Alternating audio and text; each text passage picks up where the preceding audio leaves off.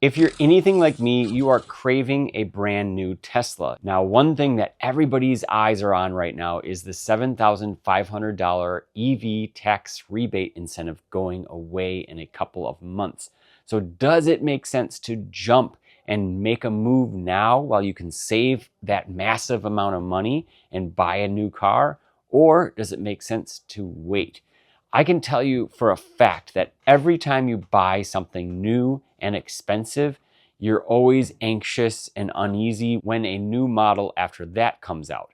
For example, Kim Java just recently got the new Model Y Juniper, and when the Model Y L, the larger version of it, was announced, she immediately had regrets. Had I known that this was coming, if I'm being completely honest, I probably would have held off on the launch edition Model Y that we got.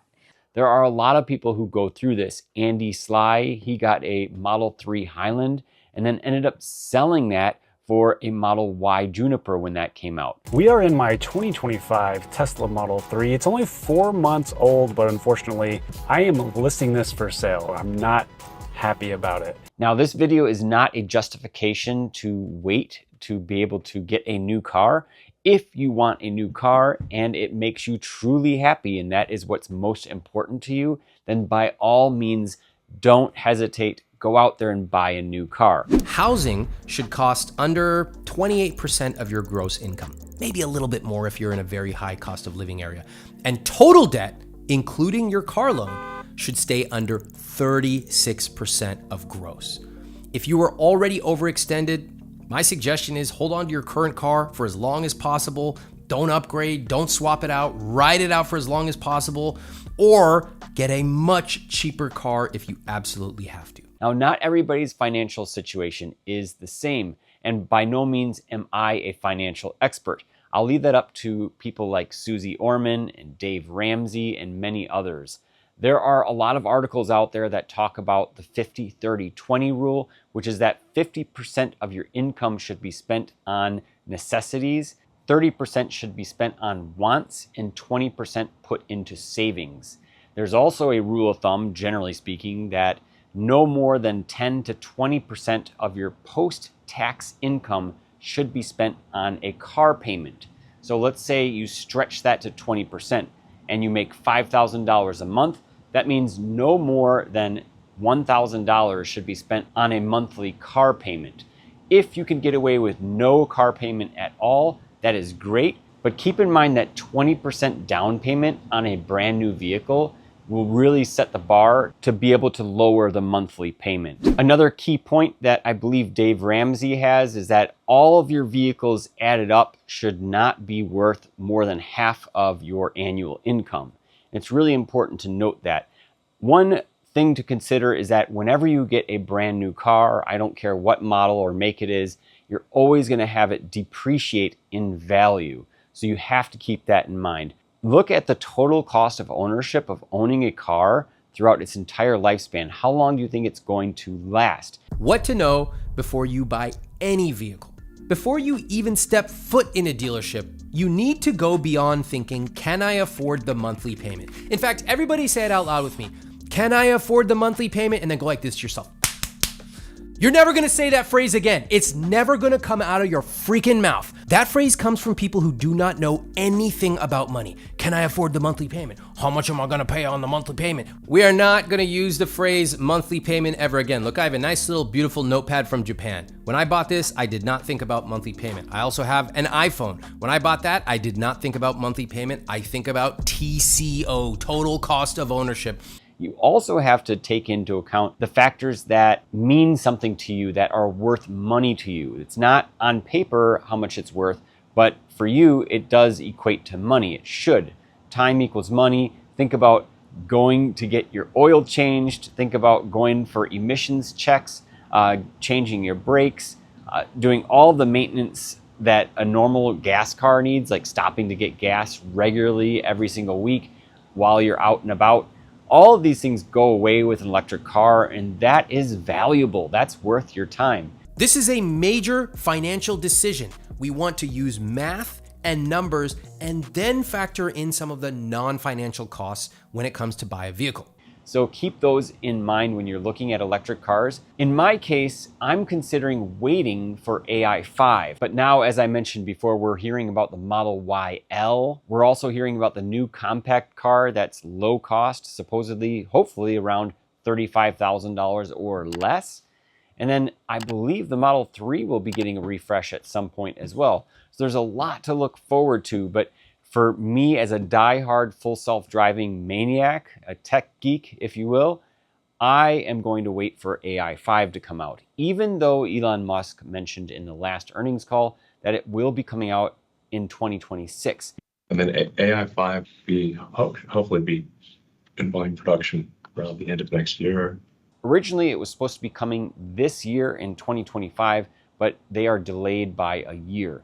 I do believe they're going to reach a limit on AI4. Nobody knows when unsupervised will be solved, but I thought it would be worthwhile to go onto Tesla's website and take a look at all of the options here, because with that rebate going away, it is important to evaluate all of those that we have at our disposal here. So let's go ahead and take a look. Okay, I'm going to warn you right away that this is by no means a conclusive study, and this is not going to lead you to make a decision one way or another. Essentially, you get presented with all of these different things. The $7,500 tax credit is ending, and you saw right there was a link. It said limited inventory. You can view inventory. Now, you may already have an idea of which type of model you're going to be looking at, but let's just say you say take delivery or limited, you go into the inventory. It's going to ask you, previously when I did this, it's going to ask you for your zip code. And if it didn't, make sure it's correct here in the upper left. It says available now within 200 miles of the zip code of your choice. Now you get some options here, new and used. Let's say you want new. That's a good thing to select. Now, down here is the checkbox. If I uncheck this, you're going to see the prices here all go up by that $7,500 federal tax credit. Now, you're going to see the options down here, cash, lease, or finance. And please know this, for most people in most situations, buying is almost always a better financial decision. And the longer you keep the car, the better financial decision that purchase becomes. But you can also buy a pre-owned car that's already depreciated. That might actually be the best financial move of all, because someone else took the depreciation hit and you get that value. So it's really up to your personal decision. If you finance the car, let's take a look at the rates here. There is a message up at the top. Whoops, it says 3. I don't know if you can see that. If I scroll too far up, it goes over to the banner. But it's showing there in a second here, the first one, 3.49% APR for a limited time. So this appears to be applying to all of the Model Ys. We're going to take a look at the Model 3 here. We select this, and we get 2.49% or 0% financing with FSD. You do have to get FSD to qualify for that 0% financing on the Model 3. There is no message like that on the Model Y. It's just this 3.49%. So if you choose the Model 3, you're going to get a lower interest rate if you choose to finance your car. Now, the Model 3 has historically always been the more affordable model, but a lot of people do choose the Model Y for that larger space option. So let's just start with the Model Y. I'm not going to cover all the models. I'm just going to stick to the Model 3 and the Model Y here for now. Keep in mind that if you do get one of these cars, you will be getting AI4. Also, we do know that additional models are coming out. So if you need additional space, for example, it might make sense to wait for that Model YL version coming out.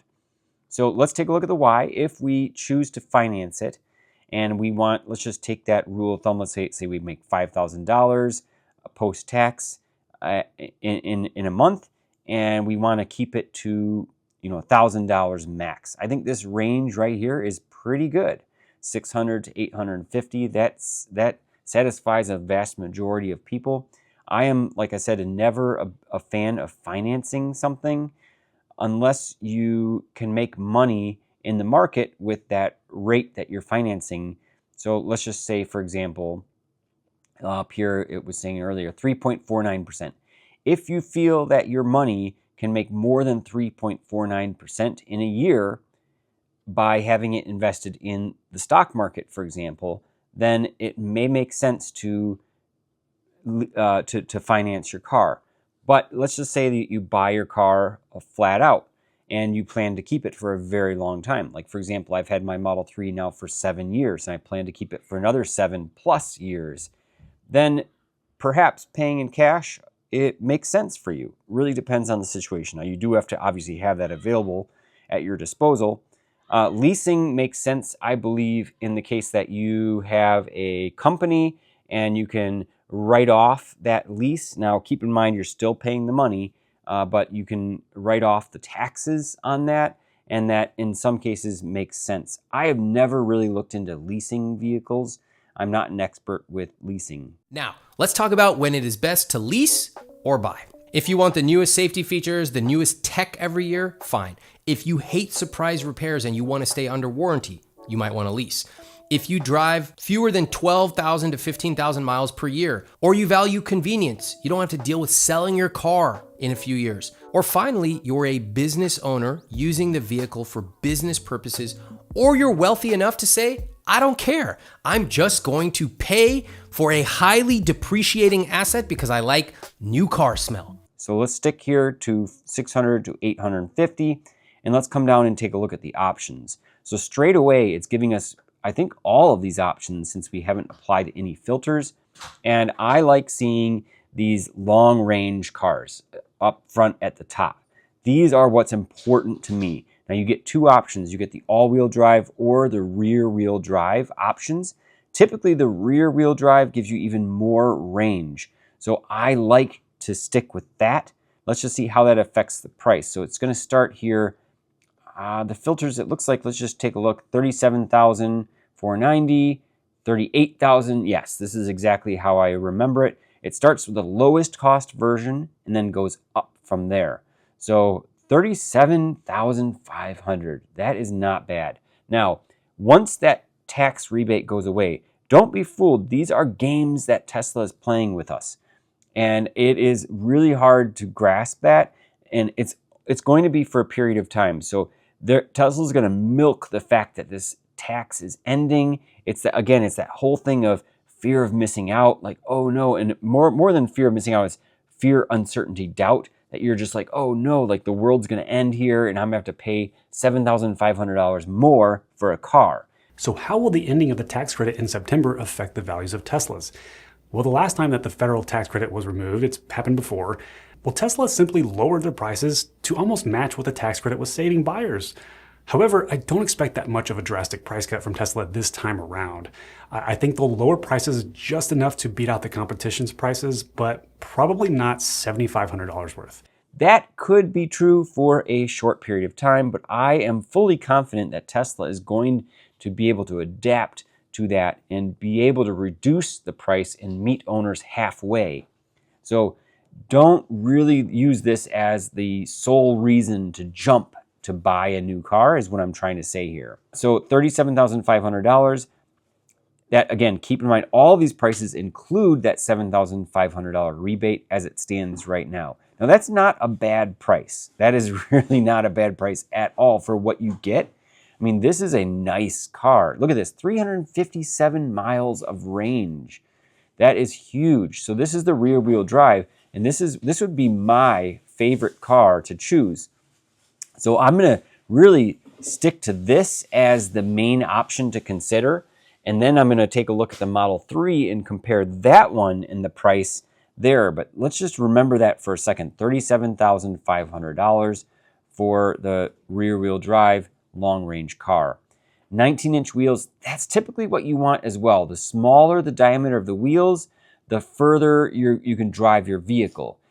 It's just proven with the math that these cars, the tires not only drive further down the road or give you more range, they also reduce the chances of getting a flat or having something happen, some damage to your wheel. So the smaller the diameter of the wheel, the better, generally speaking. Now, there are some people that absolutely love the look of the larger wheels, and they're like, I have to have the 20-inch. In that case, I believe there's a filter. Yes, filter. You can filter for 20-inch wheels here. Is that 1-inch difference really going to stand out? You have to ask yourself that. Some people are also really set on the paint color. They're like, you know what, I can't go with this color here. I have to, what color is this? Let's see. This is the stealth gray. I can't go with that stealth gray. I have to have white, or I have to have red. Now, keep in mind, these red colors and the other colors are adding cost to your vehicle. However, in some situations here, you do get reduced prices. I don't know how they factor in these reduced prices, but you do see that tagged here at the top of the images. So we have these options here, and then we have all of the options here. Interior, you can select that. Again, some people are very particular, others not so much. This one comes with the black interior, and if you want the white, it looks like the white is the very next one here. Let's take a look. Yes, what black and white premium interior. Nice that they give those two options straight away up front. You can see the little icons there, and then you get the additional information about the financing option. If you hover over this information icon, you do get some information about the APR. It is 3.49% as confirmed at the top there, 3.49%. And then you also get some information about how long that applies. So it's across 60 months. That's 5 years. 5 years of time there for having that loan. That's pretty decent in my opinion, especially if you feel you can make more than that 3.49% annual cost in return for your money in the stock market. These first two options are looking pretty good for new cars. Let's go to used before we jump over to the Model 3s. Here again, it looks like, well, actually now we're looking at all-wheel drive. Let's just select here, we want long-range rear-wheel drive, just so we get a direct comparison here. And it looks like here, over here is our paint color. We get the stealth gray on the far right, $37,800. Wow, that's actually quite a bit. Well, actually the same cost. So at this point, really doesn't make a ton of sense to get the used. Let's take a look here. More information about this. It says 320 miles of range. I'm not sure why the range is reduced there. That is not very good. Long range rear wheel drive, yeah. Interesting that the range is so much lower there on that one. You do get 3 months of supercharging and 3 months of FSD with this purchase, which is nice. Typically, if you use someone's referral code and it's your first Tesla that you're buying, that is the catch. It has to be your first Tesla. You would also get that 3 months trial of FSD. But I am really blown away by the fact that this is only 320 miles of range. So in this case, it makes sense to actually look only at the new cars, which is interesting to me. This may be different in your area, keep in mind. Let's jump over to the Model 3s here. All right, so we have the same checkbox here for the federal rebate applying. We've got the same zip code. We're starting with new. And take a look here. We're at $35,000. So if this new compact car comes out and it is at that $35,000 price point, it's about the same as what you're getting here. And look at with the Model 3, like I said, you get that lower APR with the same 5-year term. Now you do have to qualify for that. I love how these all include this reduced price straight out of the gate. These are nice prices. I am really liking it. $599 a month. It's a brand new 2025 vehicle. Whenever I see a Model 3 going down the road, I fall in love instantly. It took me a while to get used to the headlights and the slimmed down design on those, but I do really like them. They stand out, and I just like the profile of the Model 3. I will forever be a Model 3 person, I believe. The extra space has never really been a huge draw to me. I just like the way the Model 3 looks for some reason. So let's just check and see. Okay, it looks like we're still selected here for long range rear wheel drive. Look at the range. We get 363 miles. And these are smaller wheels. That's a big factor there. And we do have white. Now, white, in my opinion, is not the best option because after time, you see the chips a little bit easier, and you also are susceptible to showing rust. Let's say you keep your car, you live in an area that gets salt on the roads in the winter, Over time, over a long period of time, you will eventually start getting some rust. It's just inevitable. Even though these are more or less rust-proof materials or coatings on the painting, the materials, no matter what, are going to be susceptible to rust unless you're using stainless steel. Aluminum is better than having just steel, but hardened steel is used in all of these cars, believe me. So it really comes down to the paint and the coating on there. But both of these here, if I had to choose, I mean, look at this. You can get a red car for $34,990, $35,000 for a brand new Model 3 that's red. That is pretty amazing. Let's say you want a white interior. Well, we have white interior here, same price, $35,000. We have white here, and look at this. You get the performance wheels. It's a different wheel, and it looks like that Nova wheel design is free. It comes with it. $35,070. I mean, practically the same price. I do like the look of that one. It really stands out. Now you do get a little hit on the range, 20 miles off on the range for having those wheels, which for some is a deal breaker. But there you get that white interior, and that's a big deal with Teslas. It's unique. It stands out. Keep in mind that with these new Model 3s, you do get the rear display in the back seats, and that's a nice upgrade. You do get that LED lighting going all the way across. It's a nice look and feel on the inside. And if you've never been inside of one, you can always go to a Tesla dealer or service center and get a test ride. So let's uncheck that and see if there's any that are less than that. It does not look like it. It looks like that is the lowest price and the best price that money can buy for a inventory vehicle. Now, if for some reason you're not having these get displayed for your zip code, you can always look at the brand new cars. Let's just remember this, the $34,990. That is hard to beat. $35,000 is a great price. Let's go over to the vehicles section. Let's say we want to order a Model 3, and we will go through and configure it and see what it takes. Long range, rear wheel drive, that's the original one selected. We're going to say finance, and we're going to come down here. We're going to include the tax credit.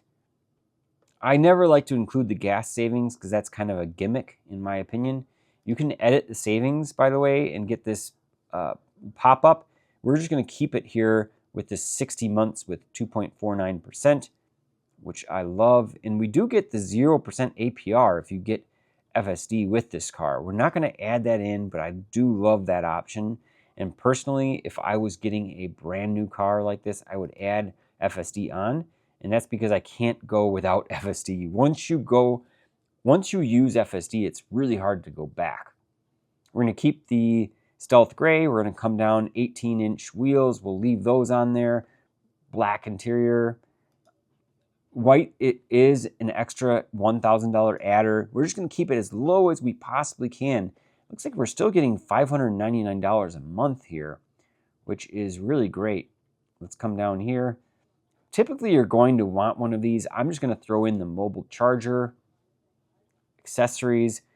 You could get these in the aftermarket, or you could add them on now. We'll pass by that for now.